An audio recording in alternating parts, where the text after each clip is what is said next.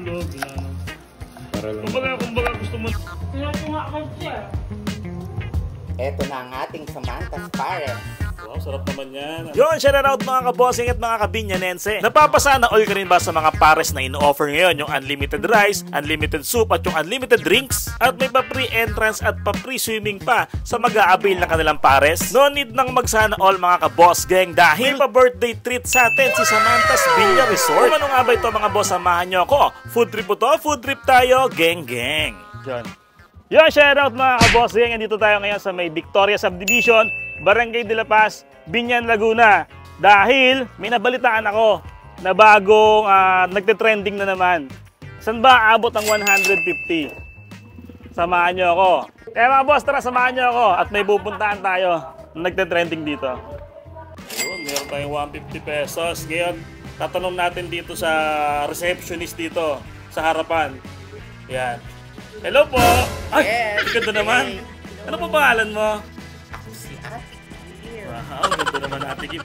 Ate Kim, ang tanong ko lang, sa 150 pesos dito sa inyong resort, anong magagawa ng 150 pesos na to?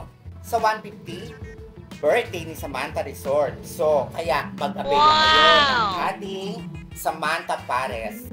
Only rice, only drinks, and only soup.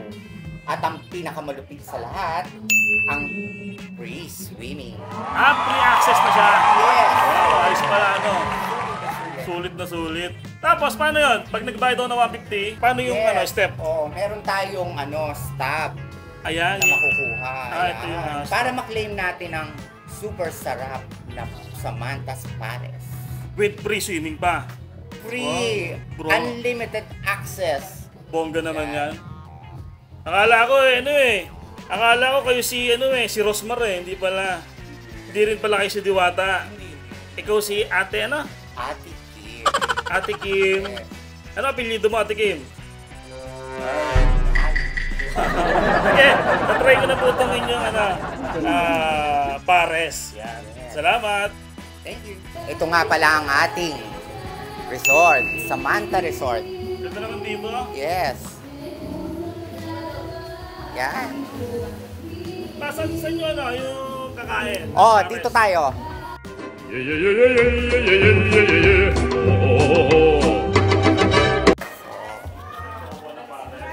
Nandito rin ang unlimited rice and unlimited soup and unlimited drinks. Yan.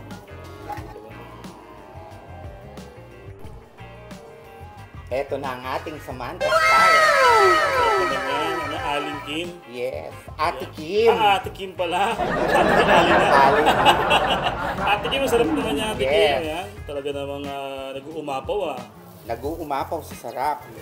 Anling-anli. Yan. Ito, yung kanilang unlimited iced tea. Yun. Ito nyo naman mga boss Ay, Samantha's Pares. Yan. Nag-uumapaw yung laman mga boss. Alright. Tapos, unlimited iced tea, unlimited rice. Yan. Dito lang yan sa may Samantha's Villa Resort.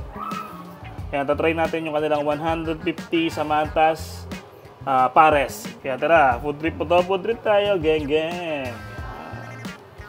At yun na nga mga boss, gang, tatry na nga natin yung kanilang pinagmamalaki rito sa may Samantha's Villa Resort, yung kanilang pares. Yan, grabe, ang dami. Take note only tong rice, tsaka yung soup, tsaka tong drinks. Yan. For only 150 pesos lang.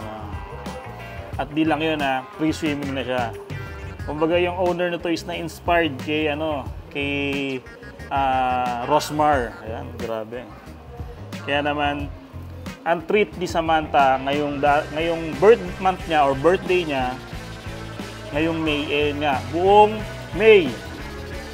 May is naka free swimming ka basta mag-a-avail ka nitong kanilang pares worth 150 pesos.